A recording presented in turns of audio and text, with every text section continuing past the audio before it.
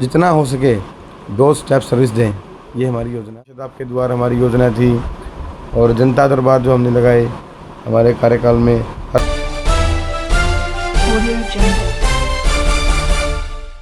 तो नमस्कार, जय हिंद, जय भारत। मैं हूं आपका दोस्त रोहित दैया और आप देख रहे हैं सब जगह जान।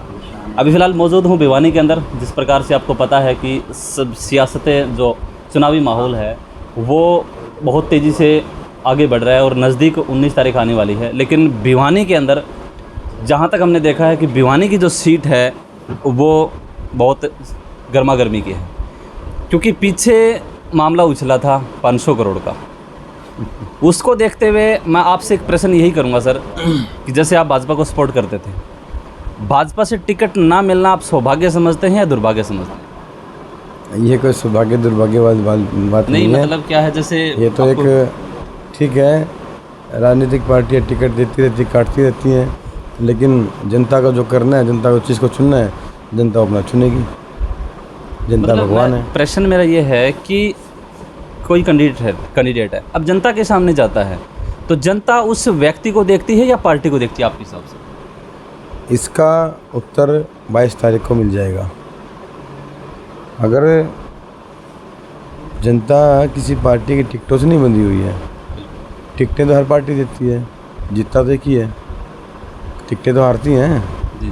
और हमने कितने ऐसे उदाहरण देखे हैं कि बड़े बड़े पार्टियों के बड़े बड़े चेहरे निर्दलीय से हार जाते हैं, निर्दलीय जीत भी जाता है। देखिए, जो भाईचारे का चुनाव नगर परिषद का है, पंचायत का चुनाव है, ये सभी जनता ऐसे लोगों को चुनना पसंद करती है। हम एक सामान्य मतदाता के रूप में सोचें तो हमारी पहली प्राथमिकता क्या होगी कि क्या गुण एक उम्मीदवार के अंदर होना चाहिए। यही होना चाहिए कि सबसे पहले तो उसका स्वभाव,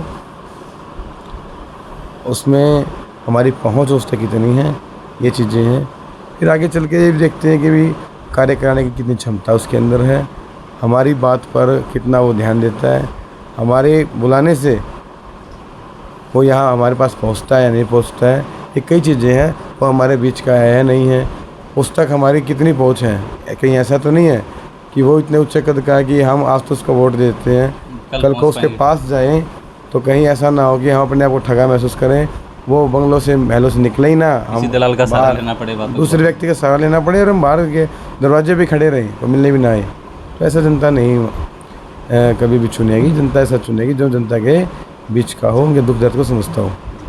मैम जी, राम राम। राम राम। और ठीक हो ना?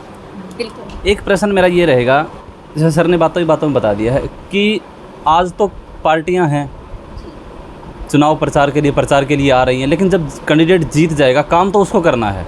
आज मंत्री आ रहे हैं, बड़े बड़े रोड शो कर रहे हैं, लेकिन जब कार्य करना होगा तब तो उस प्रतिनिधि को जो जीतेगा उसको करना पड़ेगा ना। आप इस चीज़ को कैसे देखते हैं? देखिए, हमने ना किसी मंत्री को बुलाया है, हम खुद जनता के पास जा रहे हैं और जनता की सेवा के लिए हम खुद ही जाएंगे। आपको करना है तो भिवानी के अंदर आप ऐसी क्या चीज़ें देख रहे हैं कि जो लोगों की नीडेड होनी चाहिए और जो लोगों को नहीं मिल पाई अभी? देखिए, जो सामान्य समस्याएं हैं जनता की, चाहे मैं गलियों की बात करूं या मैं सफाई के लिए बात करूं या मैं कचरे की गाड़ियां कभी नहीं आ पाती हैं, तो ये सामान्य समस्याएं जनता की चलती हुई आ रही हैं। काफ़ी कॉलोनी में लाइट की भी समस्याएं हैं, तो ये सामान्य समस्याएं जनता की चलती हुई आ रही हैं और मैं लोगों से मिल रही हूँ तो ये समस्याएं मुझे मिल रही हैं हर जगह से। एक प्रश्न सर, कब भी चुनाव होते हैं ना, चाहे वो पंचायती चुनाव आ जाए, सरपंची के चुनाव आ जाए, उनमें एक चीज़ आती है कि हम आपकी गलियां बना देंगे, रोड बना देंगे, सेंगे, ये चीज़ें हर बार होती हैं। तो क्या मतलब लगती नहीं है या फिर लगाती नहीं है? देखिए, ये विकास करें निरंतर चलने वाली प्रक्रिया होती है। अब आज आपने गलियां बनाई हैं तो गलियों का भी एक समय होता है, टूट जाती हैं। आज आपने लाइटें लगा दी तो लाइट ऐसे तो है नहीं कि लंबे लंबे समय तक चलती रहेंगी। नहीं, ऐसा काम भी होना चाहिए जो 5 साल उसने किया तो आगे मतलब वो काम तो दोबारा से हो, तो फिर उसने क्या किया सर? देखिए, गलियां हैं, लाइट हैं, ये सब चीज़ें चलती रहती हैं, लेकिन अलग से भी कुछ सोच होनी चाहिए, एक योजना होनी चाहिए तो लगे कि शहर के अंदर कुछ अलग से काम किया है। जैसे हमारी एक योजना थी 2015 में, हमने उसकी योजना को सबसे मिलकर सलाह करके बनाया था भिवानी को सुंदर बनाने के लिए, कि माल रोड का हमारा एक कॉन्सेप्ट था, घंटाघर से सराय चौपड़ा तक एक ऐसा रोड का निर्माण करना इसके अंदर बड़ी सुंदरता से हम उसको माल रोड, जैसे मनाली में बना हुआ है, हमने मनाली देखा तो मनाली का माल रोड देख करके मन में विचार आया कि ऐसी कुछ चीज़ें क्यों ना हम भिवानी में बनाई। बिल्कुल होनी भी चाहिए। तो इन योजनाओं पे हमने काम भी किया, उसका 3D मैप भी बनवाया, लोगों के बीच में गए, लोगों को समझाया बताया। इस प्रकार से हम जो हमारे व्यापारी भाई हैं घंटाघर मार्केट के, सबने सहमति भी दी। लेकिन भाई कार्यकाल हमारा उस समय थोड़े अल्प समय का था, तो हमें इतना समय नहीं मिल पाया। फिर वो सारे फाइलें हमारी रद्दी में दब गई। जैसे पूरे शहर को वाईफाई करने की योजना थी हमारी, उसके टेंडर भी मैंने लगवाए हमने। तो टेंडर एक बार तो लग गया था, लेकिन एक एजेंसी है फिर दोबारा टेंडर लगाया, तो फिर हमारा वही 1 साल का कार्यकाल था हमारा पूरा हो गया। फिर वो भी टेंडर खुला ही नहीं। अभी भी वहाँ फाइलें देखोगे तो फाइलों में सारी योजनाएं हैं। कुछ संडे मार्केट थी, नगर परिषद आपके द्वार हमारी योजना थी, और जनता दरबार जो हमने लगाए हमारे कार्यकाल में, हर महीने हम जनता दरबार लगाते थे।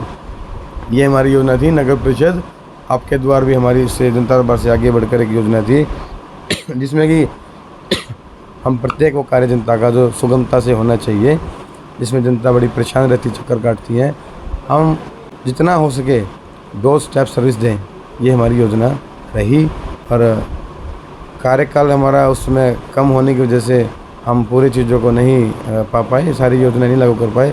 प्रयास करेंगे कि जनता अगर दोबारा, जो जनता ने हमें नामांकन कराया है जनता के टिकट पर, उनके आशीर्वाद से हम चुन कर आते हैं, तो मिल कर के जनता को वो सारी सुविधाएं 2 स्टेप सर्विस देने का प्रयास करेंगे।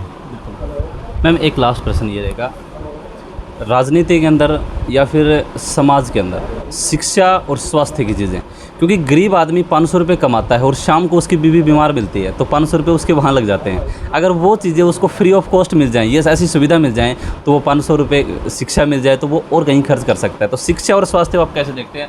आप अगर गद्दी के ऊपर बैठते हैं तो इस चीज़ के अंदर कैसे काम करें? देखिए, शिक्षा के लिए बात करूं तो शिक्षा के लिए मैंने जो अपना समय दान किया है पिछले 6 साल से, मैंने निस्वार्थ भाव से मैंने शिक्षा के लिए अपना समय दान किया है। और अगर मैं स्वास्थ्य के लिए बात करूं तो देखिए, भिवानी में अगर सौंदर्यीकरण होगा, सफाई होगी, जगह जगह कचरे के ढेर ना रहेंगे, तो आधी से ज़्यादा बीमारियां तो मेरी जनता की वैसे ही समाप्त हो जाएंगी। और जो यहाँ सरकारी अस्पताल हैं, तो इन सरकारी अस्पतालों में सुविधा दी गई है, और आगे भी इन चीज़ों को बढ़ाने का प्रयास किया जाएगा कि गरीब भाई जो हैं उनको इसमें मदद मिल सके। एक लास्ट प्रश्न सर, मैं एजुकेशन से जुड़ा हुआ हूँ, एक क्वेश्चन ये करूँगा कि जब भगवान करे, जैसे भाई साहब ने बोला था कि आप गद्दी पे बैठें, एक प्रश्न मेरा ये रहेगा कि भिवानी के अंदर ऐसे बहुत सारे ऐसे लोग होंगे जो शिक्षा से वंचित हैं। एक ऐसा सिस्टम आप तैयार करके, एक ऐसा संगठन तैयार करके, अगर आपका समय आए तो एक संगठन तैयार करके, एक ऐसे भी सामाजिक संगठन संस्थाओं से जुड़ करके एक ऐसा सिस्टम तैयार किया जाए कि लोग उससे जुड़ें और फ्री ऑफ कॉस्ट वो पढ़ाएं, ऐसा हो सकता है? देखिए, ये हम शिक्षा की जागरूकता के प्रति पहले से सजग हैं, और जब भी हमारे पास कोई ऐसी संस्था, NGOs आते हैं, कोई व्यक्ति हमसे चर्चा करते हैं कि कैसे लोगों को जागरूक किया जाए और बच्चों को शिक्षा दिलाई जाए, ऐसी व्यवस्था की जाए, तो हम उनका पूरा सहयोग करते हैं। लेकिन नगर परिषद के कार्यों से अलग भी सामाजिक कार्य भी हमारी नैतिक जिम्मेवारियाँ बनती हैं, और बिल्कुल ठीक बात है, ये टोलियाँ बना करके जागरूक वैसे भी सरकार इस विषय पर गंभीरता से काम भी करती हैं। समय समय पर जैसे आंगनवाड़ी हैं, ये इनमें भी छोटे बच्चों की शिक्षा का प्रबंध कर रखा है, और स्कूल्स हैं। आजकल शिक्षा का स्तर देखें तो काफ़ी ऊंचा हो गया है। मैं मानता हूँ कि बच्चों को, जो परिवार हैं हमारे, उनको शिक्षा के प्रति जागरूकता की आवश्यकता तो है ही है, और इसमें अगर कहीं बाधा आती है तो हमें खुद जा कर के जागरूकता लाने का हम प्रयास करेंगे, सबका साथ देंगे। लास्ट पर्सन, उसके बाद इंटरव्यू होनेस करेंगे। अभी आज 14 तारीख हो चुकी हैं, लगातार 4 दिन और हैं, मान लीजिए 3 दिन, मान लीजिए 17 तारीख लास्ट। 3 दिन कैसे होने वाले आने टाइम के अंदर? क्योंकि आंखों में आपके जो नज़र आ रहा है मुझे, शायद नींद पूरी नहीं हो रही है। देखिए, नींद तो अभी भी पूरी नहीं हो रही है, और नींद तो आगे भी पूरी नहीं करनी है हमें, क्योंकि हमें करनी ही 24 घंटे जनता की सेवा है। मतलब जनता के लिए जागना है, तो नींद करके क्या करेंगे? सोना नहीं है, जगाना भी है और जागना भी है। हमें नींद खुद की उड़ानी है, और 24 घंटे जनता के बीच रहना है, ताकि जनता ये कहे कि हाँ, ये हमारे बेटा बहू हैं, और वाकई इन्होंने हमारे लिए सेवा की है, और जो आशीर्वाद हमने दिया है और उस आशीर्वाद पे ये हमेशा खरे भी उतरे हैं। बहुत बहुत धन्यवाद। धन्यवाद भाई। जिस प्रकार से साथियों आपने विचार सुने भवानी जी के और प्रीति भवानी जी के, बहुत ही साधारण इनके विचार रहे हैं। मतलब इस प्रकार की कोई भी राजनीतिक डिबेट होती है, किसी के ऊपर आरोप प्रत्यारोप लगाना, ऐसा मैंने यहाँ पे बिल्कुल भी नहीं देखा। इनका उद्देश्य जो मैंने बातें की हैं वो सिर्फ और सिर्फ जनता के जो भी कार्य होंगे वहाँ तक पहुँचना है। आपको ये वीडियो कैसी लगी? अगली वीडियो में दोबारा आपके साथ मिलेंगे, तब तक के लिए धन्यवाद, शुक्रिया।